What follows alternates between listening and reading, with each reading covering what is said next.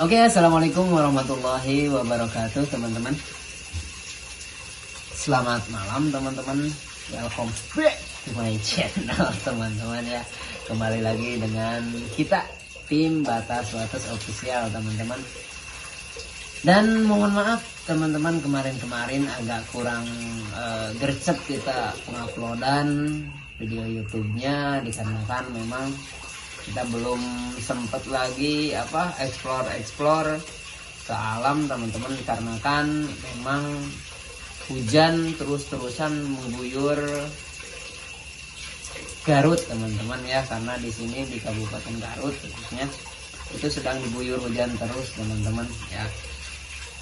Nah, dan untuk video kali ini, teman-teman, ada yang melihat ada apa di sekitar sini atau di badan saya, ada apa ya? Nah, ini teman-teman, ada yang sudah kenal atau sudah tahu, teman-teman, dengan hewan yang satu ini? Warnanya cantik, hijau, kepalanya seperti ujung panah, teman-teman. Nah, ini ada yang tahu? Nah, ini adalah ular pucuk, teman-teman. Pucuk gitu. Ya, gitu, ular pucuk ini, teman-teman ya. Kalau nama latinnya itu Haetula prasina ya, teman-teman.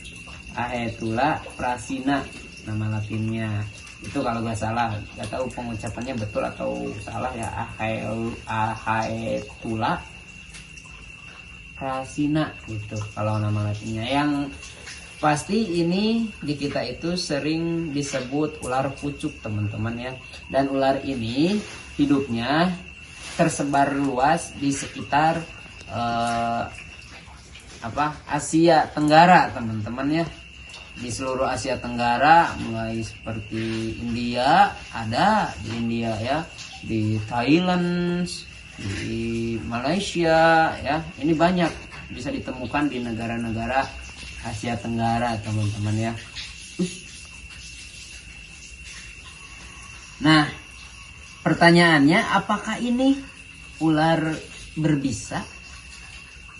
Nah, coba tebak, teman-teman, ini ular berbisa atau tidak ya?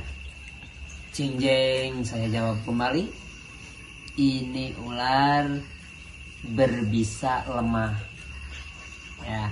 Ini ular berbisa lemah, jadi tidak mematikan untuk manusia, teman-teman ya.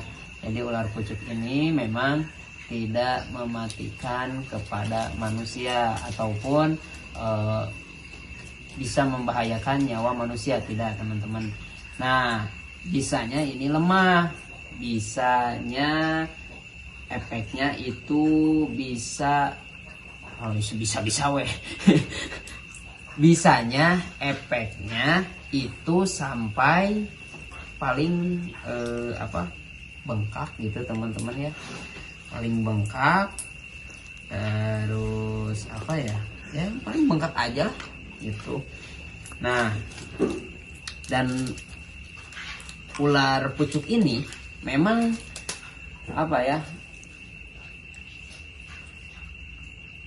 kelebihan kamuflasenya itu luar biasa, teman-teman ya. Karena habitatnya pun itu hidupnya di pohon-pohon atau ranting-ranting yang hijau, dan ketika kamuflasenya pun memang nggak kelihatan, teman-teman ya. Sulit untuk menemukan gitu. Ketika kalau misalkan ular pucuk ini berada di pepohonan atau ranting-ranting, itu sangat sulit menemukannya, teman-teman. Karena memang bisa dilihat oleh teman-teman, ular pucuk ini mempunyai warna yang seperti daun, teman-teman ya.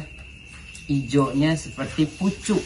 Makanya disebutnya juga ular pucuk karena memang ularnya pun dari segi kepalanya itu teman-teman ya, bisa dilihat dari segi kepalanya pun ini kayak pucuk pohon teman-teman ya, pucuk-pucuk pohon ya, dan warnanya pun sama seperti pucuk-pucuk pohon teman-teman. Makanya ketika kamuflasenya ini dia itu sangat hebat teman-teman ya, malah sampai gak kelihatan kalau misalkan di ranting-ranting gitu teman-teman. Dan kelebihan kamuflase ini dia gunakan untuk mencari makan teman-teman ya. Jadi makanannya dia itu seperti belalang, kalau di Sunda itu ada cimet ya, terus manuk-manuk kecil atau burung-burung kecil teman-teman, terus apalagi ya, pokoknya serangga-serangga ya, itu makanan dia gitu. Ketika kamuflasenya atau mencari makanannya itu dia diam di pepohonan atau daun-daun ya, dia menunggu ada binatang-binatang kecil yang mau hinggap di sekitar dia gitu. Ketika hewan tersebut hinggap cep, nah dia langsung cep gitu, langsung ngambil makanannya teman-teman gitu ya. Nah kalau misalkan bisanya ini terus disuntik terus ya, misalkan disuntik ke badan kita atau menyuntikannya lama ya, otomatis bisanya emang agak lumayan banyak terkumpulnya, nanti bisa terjadi komplikasi atau bisa terjadi gejala-gejala seperti pembengkakan yang parah ya, yang mengakibatkan panas tiris,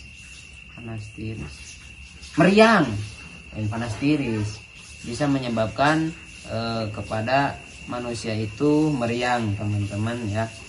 Nah, tapi tenang teman-teman, ini tingkat keracunannya, si racunnya atau si bisanya ke manusia itu emang kecil teman-teman gitu ya.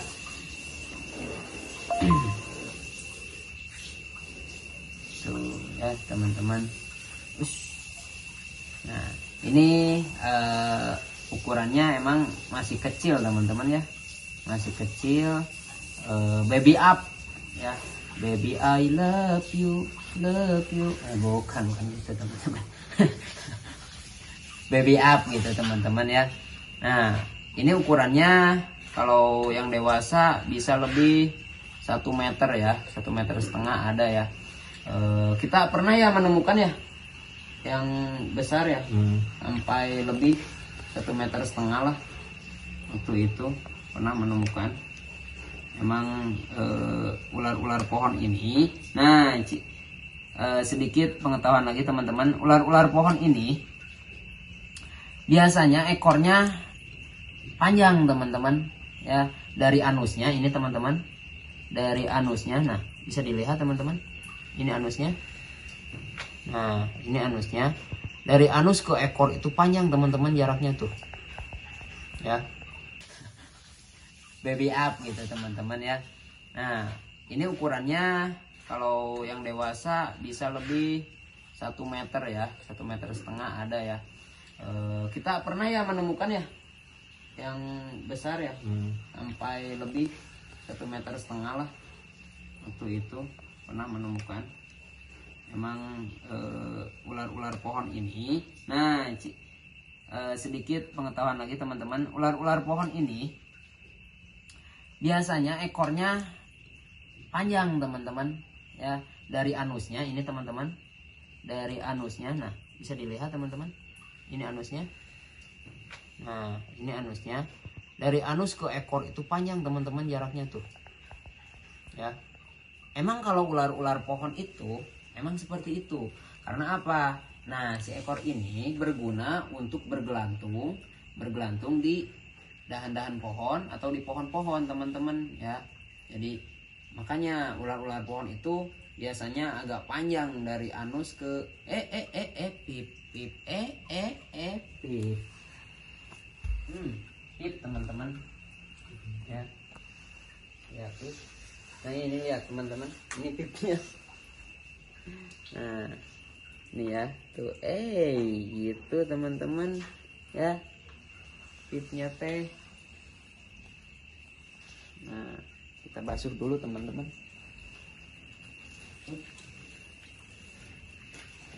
Nah, ini balongnya teman-teman ya. Balong aja di kolam. Di sini ombek dulu. Cecewok dulu.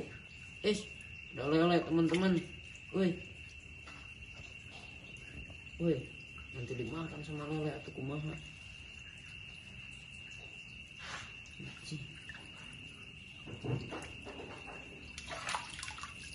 Oke teman-teman.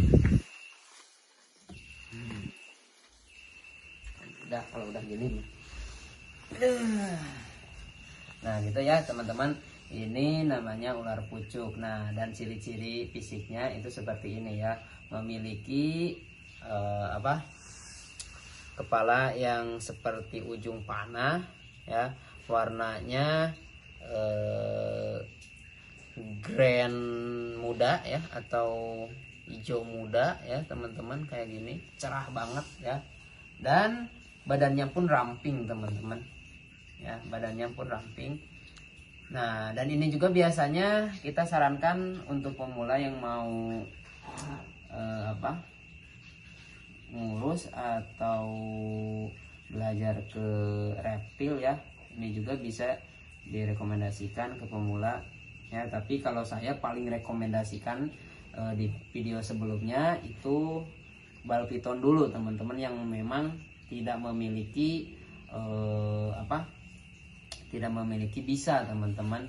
Dan juga bal piton itu sifatnya pemalu teman-teman ya, jadi jarang ada strike ke manusia gitu teman-teman. Nah kalau ular pucuk ini memang kadang-kadang memang suka ada strike-nya teman-teman ya, suka ada strike-nya, suka ada macok-macok gitu teman-teman ya, suka ada kayak gitu. Tapi kalau misalkan kita udah biasa ke bal piton, bisa mulai ke yang berbisa medium atau berbisa rendah teman-teman ya. Nah udah bisa belajar yang seperti ini ya. Atau misalkan dari bal piton langsung keretik dulu ya, keretik.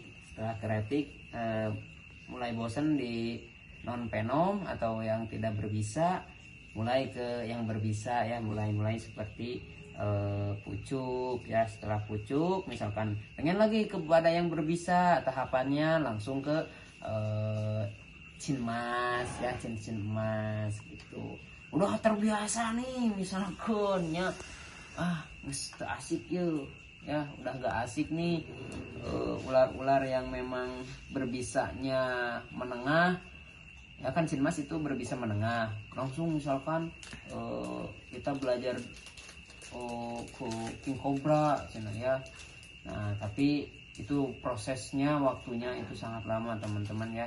Jadi memang kalau berbicara tentang ular, berbicara tentang memelihara ular ya, jangan sampai kita atah-atah lamun bahasa Sunda mah teman-teman.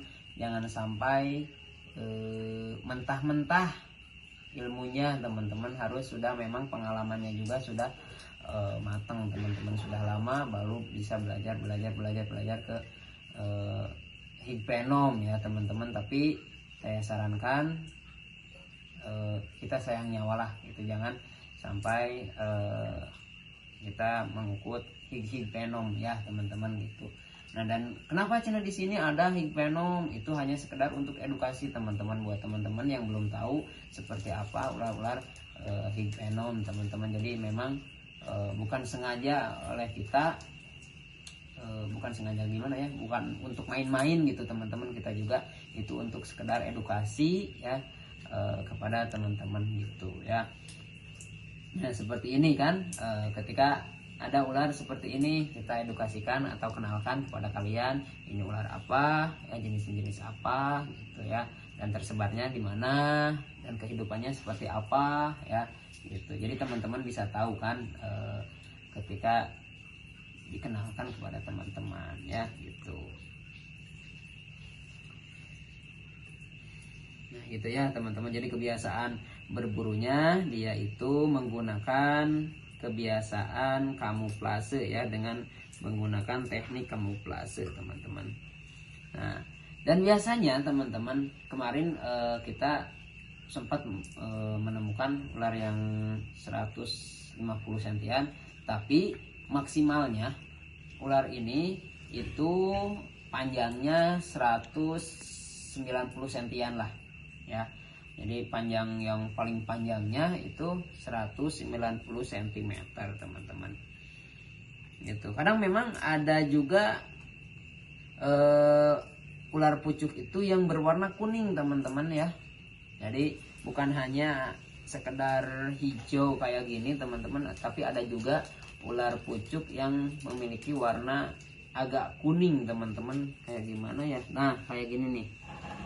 Ya kuningnya kuning gini nih. Suka ada ya, ataupun ada kuning yang kemerahan ya, tapi sama teman-teman, itu tidak berbeda ya, itu sama teman-teman, tetap ular pucuk. Kalau misalkan kepalanya seperti ini teman-teman ya, itu beda kalau misalkan kalian menemukan ular-ular yang hijau yang kepalanya segitiga ya, itu harus kalian waspadai dan jauhi ya teman-teman. Itu kalau ular-ular seperti itu memiliki bisa tinggi ya, memiliki bisa tinggi itu.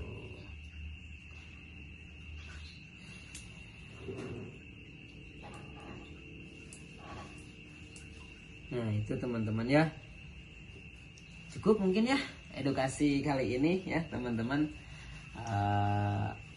tentang seputar reptil teman-teman ya. Mudah-mudahan ada ilmu atau menambah wawasan buat teman-teman ya, khususnya buat saya pribadi ya teman-teman. Semoga menambah ilmu lagi teman-teman. Itu dicukupkan sekian dulu ya teman-teman, cukup sekian dan terima kasih.